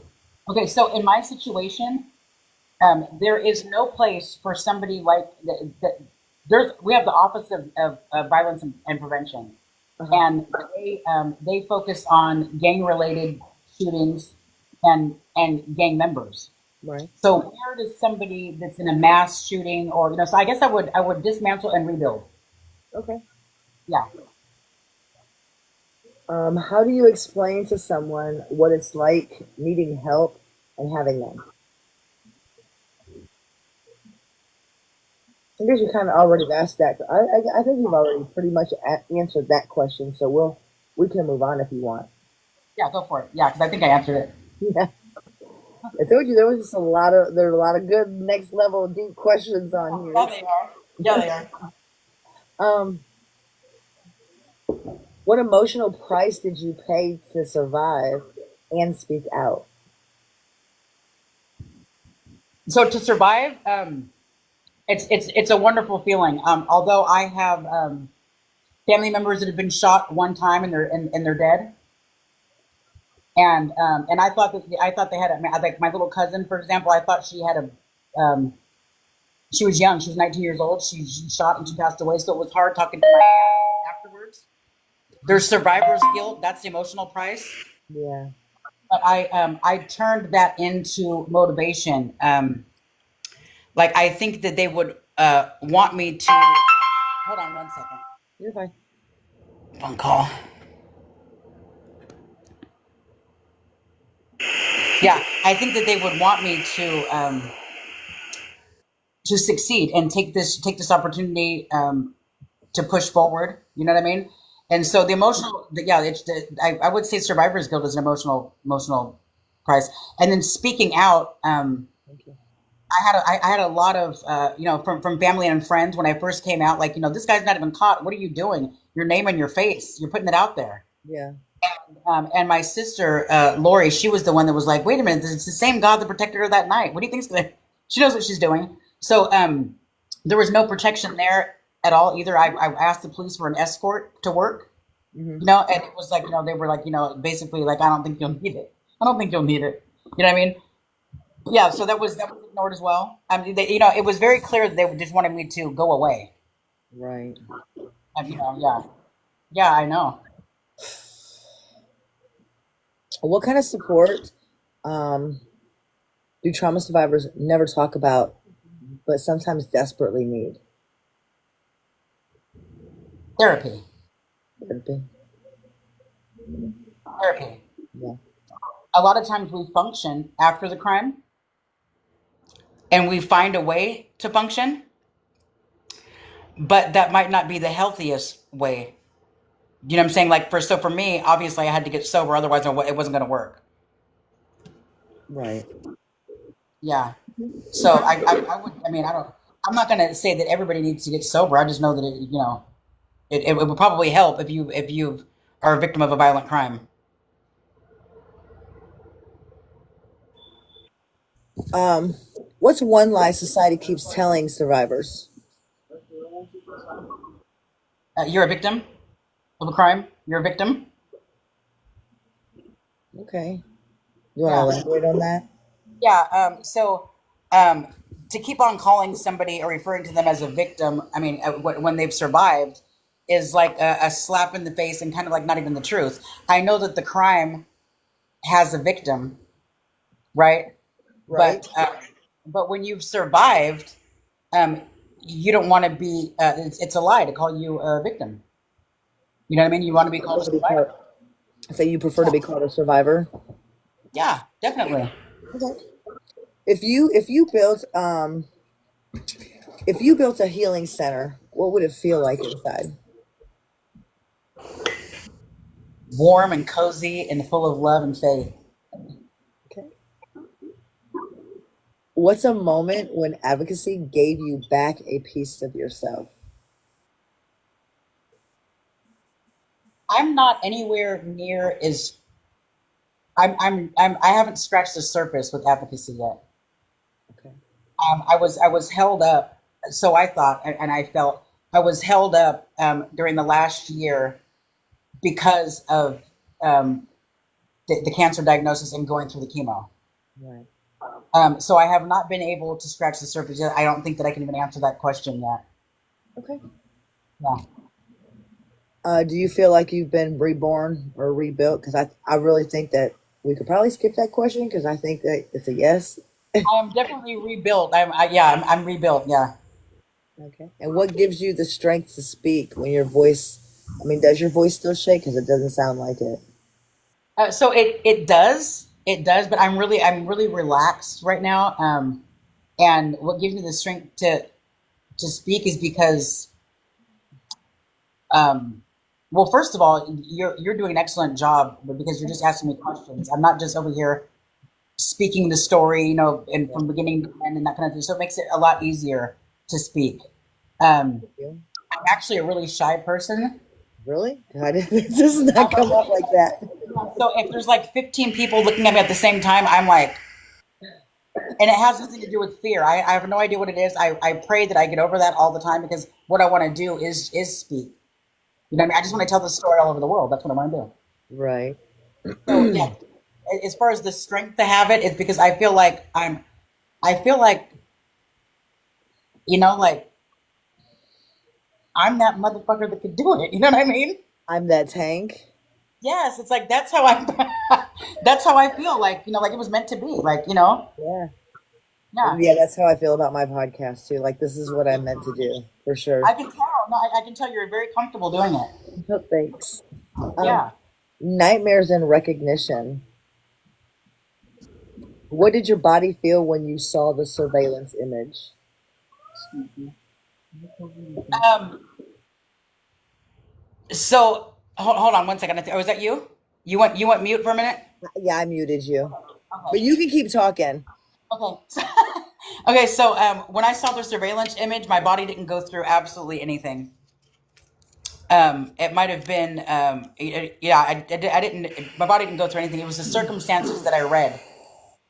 Okay, which Yeah. were Yeah. Which were that there is a possible serial killer. He's doing this, this, and this. And then that's when I just immediately took my phone into the bathroom at Amazon where I used to work at, and I just that's when I prayed. Yeah, I said, "Is this him?" wow. Yeah, and I was so sure that it was him because the Lord said that it was him.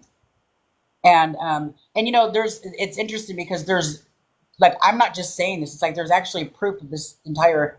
Yeah, yeah, And yeah, you know what I mean. So it's like you don't just call the police station and say, "Hey, this happened to me." yeah. No, but it's kind of ironic that they would know and not contact me. So I can tell you this when I saw that that person was who they arrested wearing the same clothes. I thought, damn, he has a kill suit, Wow, one outfit. I don't. wow. Um, did naming him give you power or take some away? Naming him. I never knew his name. Like what? Like putting a name to the face? Did it? No, No. no. Yeah, it was neither here nor there. I mean, it was nice. Yeah, it was nice to. It's not. It wasn't. It's not that it was nice to know who it was. It was just nice to know that the person was locked up. Okay.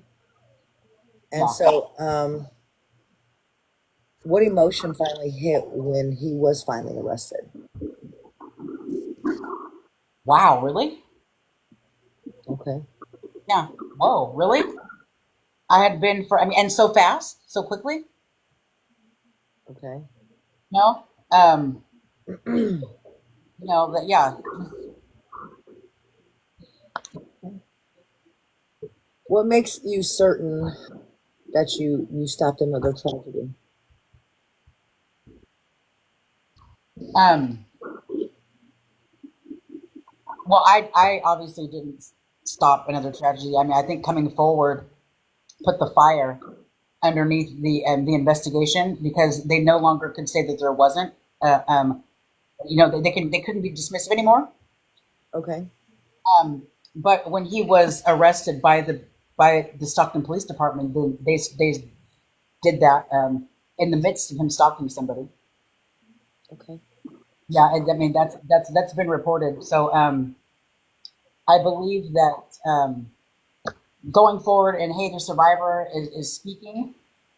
Then people knew it was real, and then the community began to look for him, and then his family told on him, or however that went down. So like it was his family that told on him.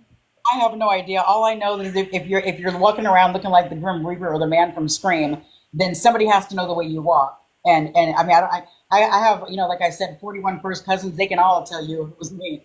You know what I Right. mean? Yeah. No, we Yeah. know. So I mean, yeah. So how are we going to identify this person? I mean, I'm just assuming. I mean, Oh, his face was not shown. You know what I mean? okay. What does your mind relive when the nightmares come? The nightmares are no longer in existence. They're gone. They've been gone since I started to work at Amazon. I don't work there anymore, but I was, and those are coming off the streets into a 40-hour job. And at Amazon, you work like robots. So I was so exhausted, and that I no longer had time to have nightmares. I guess I don't know. I think that honestly, I think that there was a schedule, and my body began to get used to that schedule. So I had a zone for my time to go into.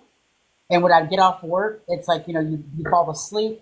And then because in the beginning, I would just have to pray over and over and over again. And literally, when the nightmares were there, I would literally get shot. Oh, okay. Every night, yeah, every night for about, a year and a half. Um, what do you tell yourself when trauma crashes through your peace? Okay, so when trauma crashes through my peace, which it did last year, this time I was diagnosed with cancer and it came through. Right. And so I told my girlfriend, I need 3 days to to go through this. You know what I mean? Mhm. I was angry. I was angry at God, and I was, and then because I didn't, you're not exempt. No matter what you go through, you're not exempt. Right. From other tragedies to happen, other trauma, and so uh, I tell myself, you're going to get through this, and if you don't, then you're going to go where you belong, to heaven. Right. Yeah. Is there a sound or a smell that instantly brings it back?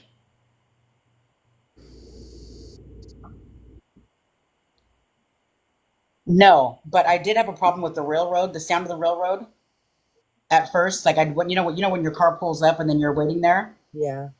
gotten out of the car and waited, but I can tell you that I go there frequently. And after my experience in the tent, um, I was I put myself next to the railroad.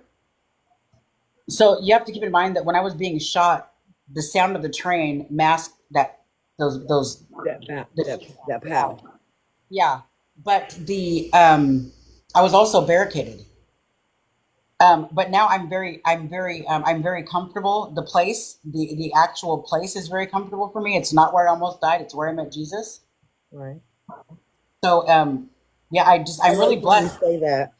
Oh, thank you. Yeah, I'm really blessed where I don't have triggers. Now, I have not seen the surveillance of me being shot. I have not seen Right. that. Okay. Yeah. Well, maybe when I get this podcast on the road, I can come out, and by then you'll be able to see the surveillance, and we can do this again. Wouldn't that be cool? That would be cool. Yeah. Um, where in your body does your memory still live with this? Every time I take a shower, and well, so I mean, I guess physically, Okay. I can't touch my stomach without feeling. I'm not going to show you because I'm huge now, but um, the scar. I have a scar that goes from the breastbone all the way down to below the belly button, Hmm. and and so it's like a smooth zipper. It's actually raised above on my stomach, Yeah. so and it's comfortable. It's like I play with it, but at the same time, I know where it came from. Okay. So like there's physical reminders. Okay. These four fingers right here, or these three fingers right here, are slightly numb. And this one's bent. It's so annoying, but it's bent. See that? Hmm. And I think that's from they attribute that to a shot in the back. The nerve. Yeah. So those are like I get annoyed every now and then with that. Okay. What's the closest you've come to peace since then? I'm peaceful now. I mean, Awesome. I'm peaceful.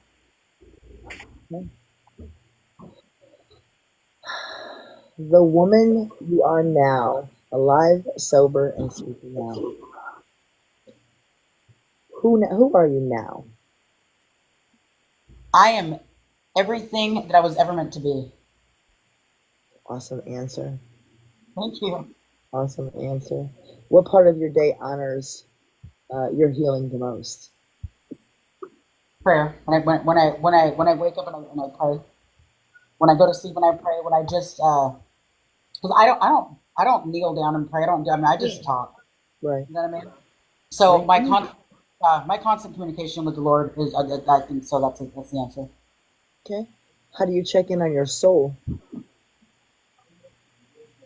Um, I think I'm constantly feeding it. You know, positive. I mean, with just positivity. Awesome. What makes you smile now that didn't before? Everything, absolutely everything, Okay. everything. That's awesome. Have you let yourself be proud of how far you've come? Interesting that you asked that question. I was just talking to my girlfriend the other day, and I was telling her, I really want to get this speaking thing on the road, blah, blah, blah, blah, but I really haven't accomplished much. And she's like, what the fuck are you talking about? You know what I mean? What are you talking about? Uh-huh. You've done this. So, um, no, I have not. And I don't really know why. I just feel like, so one of my prayers is very simple. Lord, please guide me to my purpose in a short amount of time as possible, because we both known I've wasted a lot of fucking time. Right. Right? Because I was saying that from the very beginning. And then now I know my purpose, right? But am I supposed to have all these wonderful things under my belt? Am I supposed to have, a master's in this? And it's like, no, Right. I'm not. It's like I'm supposed to be exactly who I am, exactly where I'm at. And so, no, I'm working on that. That's awesome. Awesome. Well, thank you. What? Let's see. What moments make you feel alive instead of just surviving?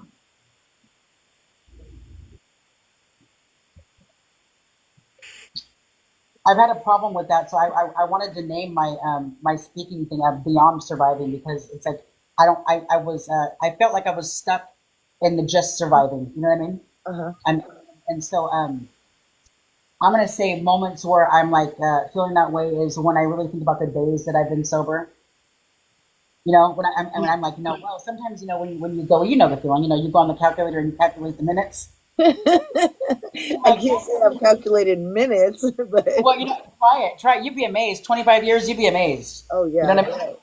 I mean, like, and in my situation, I'm like, I'm still like in the thousands. So I'm like, yeah, yeah, I think, just, the little things, the little things. I am so far beyond grateful for just the little things. I smell air and I'm so grateful.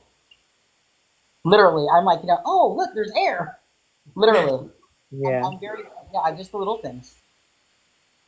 Okay. How do you keep your faith burning even like during silence? Like during those down times, if you have any. Um, yes, I have definitely had my share because of the cancer. That's a whole different battle, Yeah.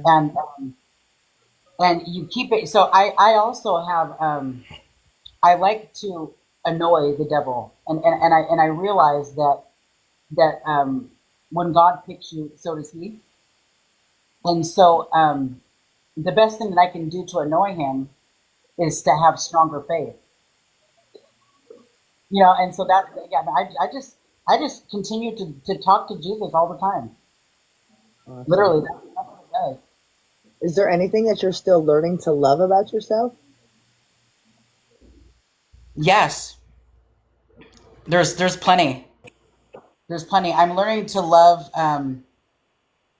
Uh, I'm learning to accept my timing. You Okay. know what I mean? Yeah. Like, and my time. So I get impatient. Like, well, why is this going? I'm supposed to be here, and I'm not. I probably would have Like considered. me. You know what I mean? I would have considered myself one of the top underachievers that you've probably ever met. You know what I mean? But then when you think about it, I'm like, well, I gotta love that about myself, because at the end of the day, it's not my timing; it's his. Right. So, So it's like, like me, like I want to get this podcast down the road, and I'm like, what can I do? And so I've written a book, I've put a yeah, fundraiser up, I've done this, and I'm like, okay, come on, let's this yeah, happen. yeah. So you Level feel it's almost like you feel like you're being held or pulled. It's like, come on. Yeah, yeah, So I have to. most definitely. I gotta love that part about myself. Like, hey, listen, you know what? Yeah, I love that my mind is all over the freaking place, and that used to bug me. Yeah. So what would the broken you say to yourself now, You or to made the it. person you become now? You made it. Fuck yeah, Yeah. fuck yeah, you did. Hmm. Reflection and gratitude and staying rare. What small thing do you treasure the most that people overlook? Life. Life is not small, but I would say waking up, Waking up. waking up, and actually no, I have a better answer. Yeah, waking up healthy. Okay. If pain had a purpose in your story, what was it?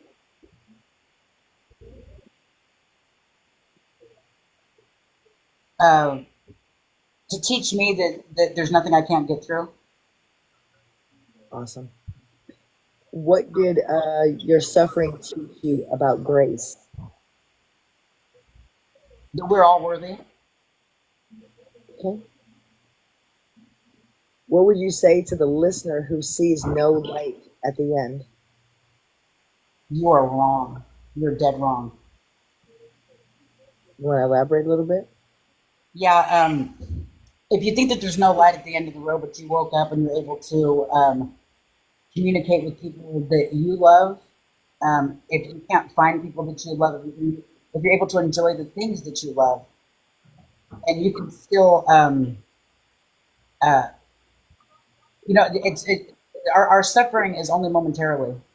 Right. It's temporary. So there's always light at the end of the tunnel. It may not be as near as you want it to be, but there's always light at the end of the tunnel. Yep. Yep. What's the first thing a victim needs to hear and believe? You are going to be okay. Okay. Yeah, you're going to be okay. We're going to help you through this. Okay. What's your lifeline? What is your lifeline when darkness creeps back in? Jesus, my mom, my sister, my girlfriend, and my family. I have a very supportive family. Everybody needs that. Yeah. What's your faith rooted in now? Um, Does it uh, feel stronger in like about Jesus? Do you feel stronger about Jesus and God oh or yeah, okay. yeah. It's 10 times. Okay, so I thought that I was so faithful and so um, nothing can stop me. And then cancer came, and I realized that I am 10 times more than what I thought before. So I now feel, I mean, come on, like, I survived homelessness, drug addiction, a serial killer, and I'm in remission from cancer. It's Yeah. all from, it's all my faith. Right. So had I not gotten shot, I would have never had the faith it took me to get through the cancer, through the chemo. And so, yeah, I mean, I feel like $1 million. And I attribute it all to Jesus. That's awesome. What dream now lives where pain used to? Just the advocacy? Yes, just being able to, I like the hard part is over, and now I can go and I can tell the story Hmm. and change lives. I just want to. I mean, I want to inspire people just like you do. Yeah. I want to inspire. I want to inspire people. I want to inspire change, Right. and I look forward to. I mean, I'm honored to be used in the Lord's work, and I know that's what it is. Have you ever spoken like churches or have you done any speaking since then? No, I haven't. I've done like interviews, like what we're doing here, Yeah. and I have not I've not been on the forefront.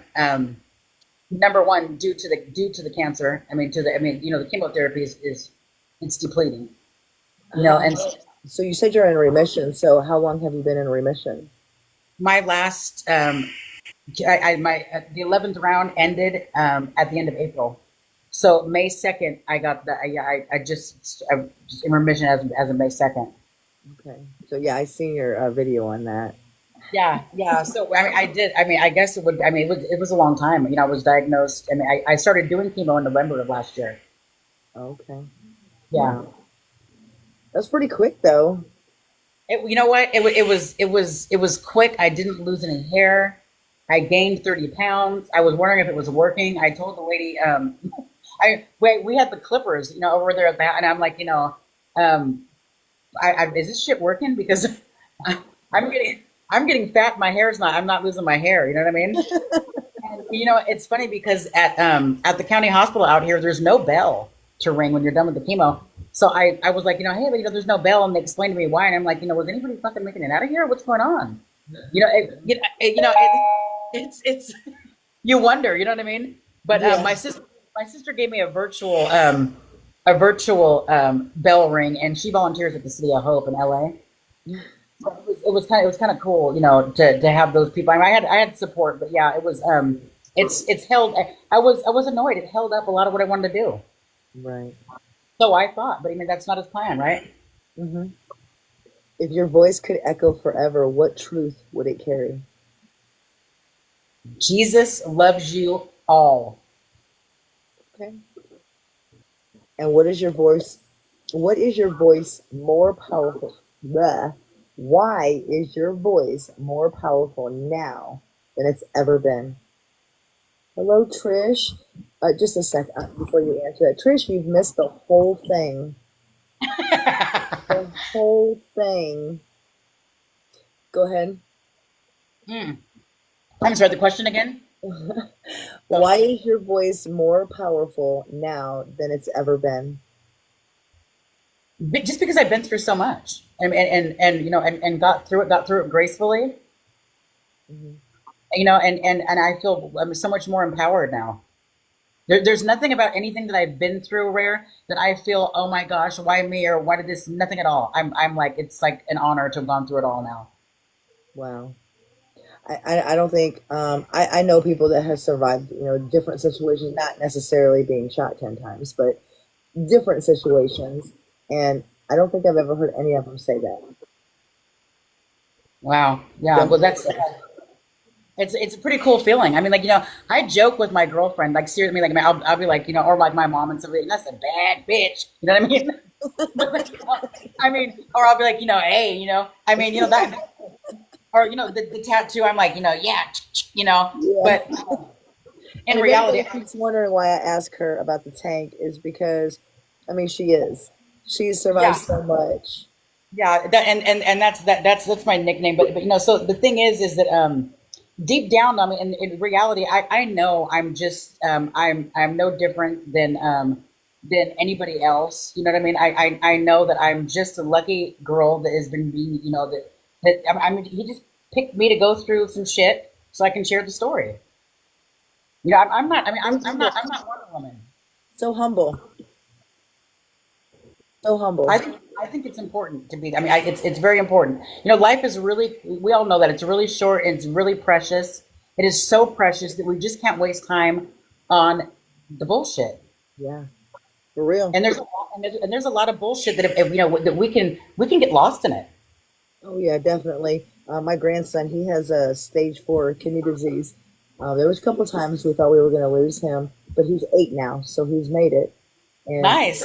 and so I always tell him that he's my hero, and or he'll give me a hug and say, "I'm your hero, right? I'm your hero, Mama, right?" I'm like, "Yeah, That is absolutely." so cool. I love that you do that because it's important for him to know that he is. Well, he You know what is. I mean? He is. And I wish all kids knew that. You know what I mean? Yeah, You know? yeah, absolutely. Well, Yeah. thank you, Trish, for coming on. Don't or Natasha, don't leave yet. Yeah. Um, you just heard the voice of a woman who crawled out of death's grip, not just to survive, but to speak, to be heard, to remind us that even when the world turns its back on grace, it does not. Natasha's story is not wrapped in perfection. It's not. It's wrapped in scars, faith, rage, light, and forgiveness that shouldn't be possible, but somehow is. Her blood stained the gravel of a forgotten street, but her voice, it reaches hearts across the world today. If you're listening and you've ever felt unseen, discarded, or unworthy, let Natasha be proof that you are not invisible. Your pain has meaning, your healing has power, and your voice has weight. This is the power of one voice, and sometimes that voice comes from the very edge of silence. Until next time, stay rare, stay real, and don't ever stop speaking your truth. I do have some resources. Um, Victim support resources, National Center for Victims of Crime, RAIN, National Sexual Assault Hotline, 1-800-656-HOPE. Um, Substance abuse hotline is 1-800-662-HELP. Spiritual and recovery resources is Celebrate Recovery, the Bible app, daily devotionals, and local shelters of addiction support groups. Now,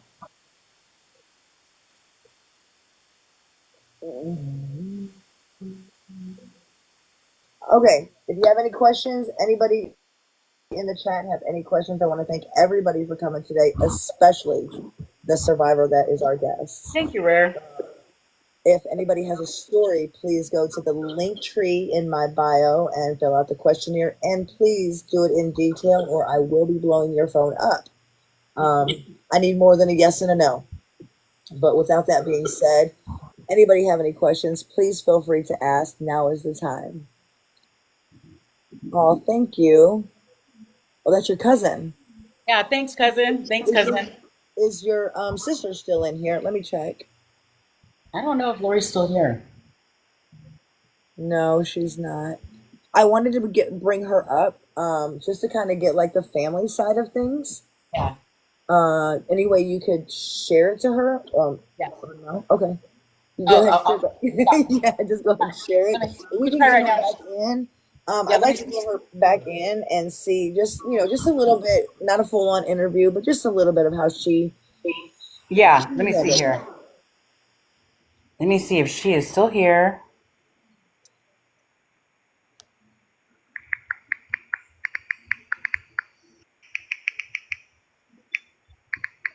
Trish, I hope you were watching at least from the For You page.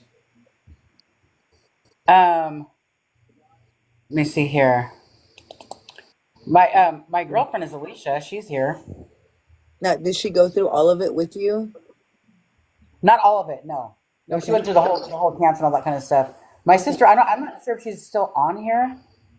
Okay. Yeah, I'm not sure if she's still here. Well, I know she's not in the chat. She's not in the chat anymore. Yeah, no, I don't know if she's still online at all. I have no idea. Okay. Okay, one second. Here we go. Let me see here.